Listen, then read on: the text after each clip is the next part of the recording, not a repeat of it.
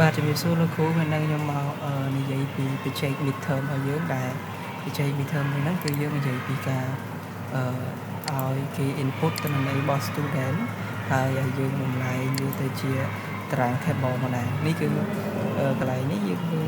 កន្លែងយើង input ទិន្នន័យរបស់student ដែលមាន name មាន email មាន profile ហើយនឹងវានៅពេលដែល input ហើយយើងចុចប៊ូតុង cell នេះវានឹង load ជាជួរតារាងជួរដីនៅ student list មួយនេះហើយបើយើងចុច cancel ទេទិន្នន័យហ្នឹងវានឹងលុបទៅវិញផងដែរហើយយើងមកមើលកូដរបស់យើងបាទដំបូងគឺនេះគឺជាការសរសេរ HTML បាទសរសេរ HTML ដើម្បីរចនាឬក៏បង្កើតនៅជារូបភាពទម្រង់បែបហ្នឹងគឺមានរូបភាព register ហើយនិង student list ហើយនៅខាងលើនេះគឺជាការសរសេររចនាពណ៌រចនា font អក្សរអីហ្នឹង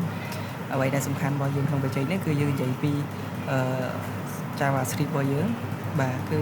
ដំបូងនេះគឺខ្ញុំបង្កើត array មួយបាទគឺ array របស់ student គឺសម្រាប់ដាក់ទិន្នន័យរបស់ student នីមួយហើយបង្កើត array មួយទៀតគឺ index edit index ហ្នឹងស្មើដក1មានន័យថាស្មើ null ដើម្បីយើងដឹងពីថានៅពេលដែលយើងចង់ edit ទិន្នន័យរបស់សិស្សមួយណាយើងចាប់យកទីតាំងរបស់ទិន្នន័យរបស់ទីតាំងរបស់សិស្សមួយហ្នឹងដើម្បី edit វាបន្ថែមបាទហើយជួបចំពោះ function នេះបាទចំពោះ function នេះដំបូងហ្នឹងគឺយើងនៅពេលដែល cell function អញ្ចឹងមានន័យថានៅពេលដែលគេចុចប៊ូតុង cell ទៅ function មួយហ្នឹងនឹងចាប់យកបានឈ្មោះចាប់យកបាន email និងចាប់យកបាន profile ហើយ attribute នេះគឺជាការកាត់ចន្លោះនៅពីមុខពីក្រោយកាត់ space បាទអញ្ចឹងនៅពេលដែលគេចុចប៊ូតុង cell ទៅយើងនឹងចាប់បាន name បាន email បាន profile ហ្នឹងហើយលក្ខខណ្ឌមួយនេះគឺ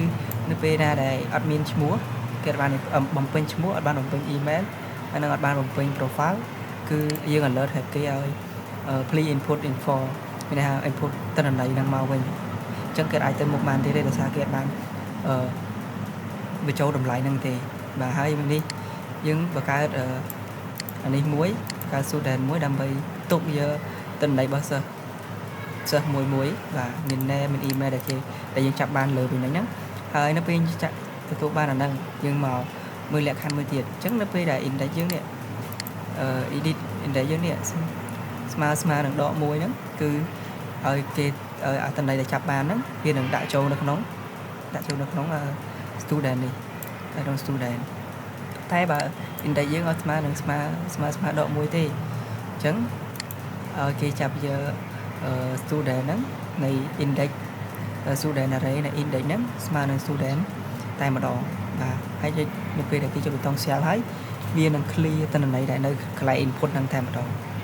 ហើយមួយទៀត function នេះមួយទៀតដែរគឺ function clear form ឧទាហរណ៍ដល់គេចុចមានន័យថាគេចុច cancel ទៅមានន័យថា form ដែលគេបានវិញខាងលើហ្នឹងគឺមកទៅទេវិញទាំងអស់បាទហើយ function មួយទៀត function render table មានន័យថាការបង្កើតជួរដេកនៃទិន្នន័យនីមួយបាទអញ្ចឹង render table ហ្នឹងគឺចាប់យក table ហើយសម្អាតវាសម្អាត table ហ្នឹងបាទចាំបាទអញ្ចឹងហើយគឺយើងបង្កើតជាតារាងជួរដេកទាំងអស់ហ្នឹងគឺយើងបង្កើតមានន័យថាទិន្នន័យដែលចាប់បានហ្នឹងវានឹងចេញជាតារាងជួរដេកនៅ student list ហ្នឹងមួយទៅនៃទិន្នន័យរបស់សិស្សមួយហ្នឹងទៅបាទដូចយើងបានសរសេរអញ្ចឹងយើងមាន TD ណាបាទហើយនៅក្រោយទិន្នន័យហ្នឹងយើងបន្ថែមប៊ូតុង2មានប៊ូតុង pen ហើយនិងប៊ូតុងខ្វែងនេះអញ្ចឹងប៊ូតុង pen ហ្នឹងគឺសម្រាប់ edit student ហើយប៊ូតុងខ្វែងហ្នឹងមានន័យថា delete student វិញហ្នឹងអញ្ចឹងនៅពេលដែលគេចុចវាទៅគេអាចនឹងឲ្យយើងនឹង input សាមីឬក៏កែសម្រួលទៅលើទិន្នន័យដែលមានហ្នឹងហើយឬក៏ខ្វែងនេះគឺយើងឲ្យគេលុបវាតែម្ដងអញ្ចឹង function នេះគឺជា function ដែលនិយាយពីអាហ្នឹងទីមួយគឺ delete ហ្នឹងនៅពេលគេចុចប៊ូតុងខ្វែងហ្នឹងទៅឲ្យគេលុបទៅលើទិន្នន័យមួយហ្នឹងបាទលុបទិន្នន័យដែលគេចុចទៅលើខ្វែងហ្នឹងទៅហើយ function មួយទៀត function edit អញ្ចឹងនៅពេលគេចុច pen ហ្នឹងទៅគេនៅពេលនឹង load ជាទិន្នន័យដែលគេបាន input ហ្នឹងហើយគេយើងអាចកែសម្រួលឬក៏ផ្លាស់ប្ដូរបាន và chẳng mình phần năng dừng từ mực là tập hợp những học nghĩa nè chẳng được về để dừng input mua bao nhiêu của thọ ra nhóm mua nhóm cho và mua nhóm hai nhóm miền Gmail hay như rụp hiệp chính là pin trong bút tông xéo và biết đường lô trên chia tra chỗ đấy bạn đi máu giờ mình bút tông pi chẳng mà đi rụp sấy chúng ta ý định đĩa đã mua sấy với rồi ta đã mua ra bàn nhà cho chúng ta tây cho chúng ta tây bên tới chẳng đâu tại mua tế chắc tới và khi đi đâu mua hỏi vì cài xong rồi mua mà trên đợt về đại dương nhóm ad mới tiết nhóm ad tha lina ai tới và hơi mua chim từ đại đến đó nó đâu chim ra cho và thà thấy lý hình lý at gmail.com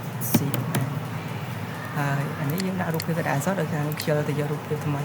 ចឹងដល់ពេលស្រាប់វាជាជួរកន្លងទី2ឧទាហរណ៍បើខ្ញុំចង់លុបវាមួយខ្ញុំចុចលើវានៅ alert ប្រាប់យើងថាតើយើងចង់លុបវាពិតអត់ចឹងយើងចុច OK វានឹងបាត់ទៅនៅជួរហ្នឹងហើយបាទមួយវិញទៀតខ្ញុំដល់ពេលយើង input ហើយinput ហើយអស់ចឹងយើងចាប់ cancel ចឹង cancel ចឹង